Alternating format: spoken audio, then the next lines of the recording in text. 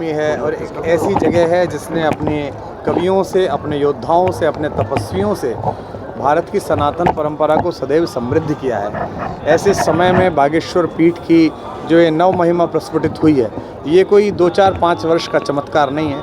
ये वर्षों साधना यहाँ जिन तपस्वियों ने की है, सन्यासी बाबा ने की है, दादा गुरु जो हमारे बागेश्वर पीठाधीश्वर जी का उन्होंने की है, उनकी जो तपस्या का यहाँ बीजारोपण हुआ है, उसमें जो मान्यता का फल निकला है, उसके नीचे लोग विश्राम कर रहे हैं, अपने दुखों से मुक्ति पा रहे हैं। तो ये दिल्ली और महानगरों में कौतूहल का विषय है निश्चित रूप से।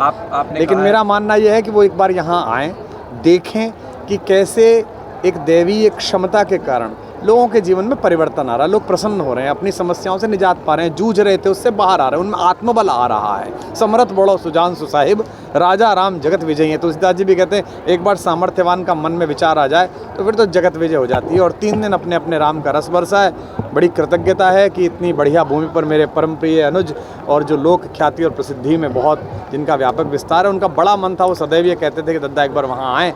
अब ये तो मेरा घर हो गया, अब अधिकारपूर्ण हो गया, ये नहीं भी बुलाएंगे तो भी मैं वर्षों में जब भी मेरा मन करेगा मैं चला आऊँगा। कई सालों पहले आपने बुंदेलखंड के छतरपुर जिले के ही नौगांव में एक बार आपका आना हुआ था, उसके बाद कई वर्षों बाद आपका यहाँ आना हुआ है। आपने मंच से कहा है महाराज कहते थे कि धाम आए, आपने जब धाम आए पहली बार 3 दिन से आप आए, आपको कैसा लगा?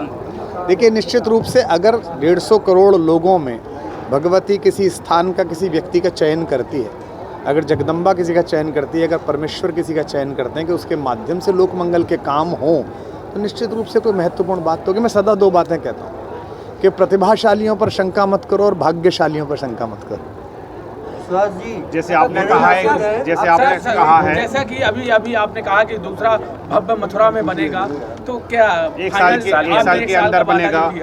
मेरा कहना केवल ये है कि भारत के सभी हिंदू मुसलमानों में इस जो कालचक्र का परिवर्तन हो रहा है, इसमें ये सद्बुद्धि, ये आत्म प्रेरणा, ये आत्मज्ञान भगवती पैदा करे, बाबा बागेश्वर पैदा करें कि सबको पता है कि भगवान कृष्ण कहाँ पैदा हुए, सबको पता है कि शिव की संजीवनी शक्ति कहाँ जागृत रहती है। एक ऐसा समय आए कि न्यायालयों की इच्छा के बिना न्यायालय में जाना ही ना पड़े, भगवान अपने जन्म स्थान पर पूरी सजधज के साथ विद्यमान रहें। ये दूसरे पक्ष के लोग भी सदाशयता से मानेंगे और मैं पूरा विश्वास है कि मई जून बीतते बीतते ऐसा माहौल इस देश में बनेगा कि वे सब लोग स्वयं ही कहेंगे, सब मिलकर, चाहे रामलीला मैदान में इकट्ठे हों, चाहे काशी में इकट्ठे हों, चाहे मथुरा में इकट्ठे हों, कि आइए आपके आराध्य हैं इन 3 स्थानों पर थे। एक में बड़े लंबे संघर्ष के बाद, राजनीतिक कोलाहल के बाद ये निवृत्ति आई कि भगवान विग्रह में विराजमान हुए। बाकी जगह आपसी सद्भाव के साथ ही ये मामला निभा।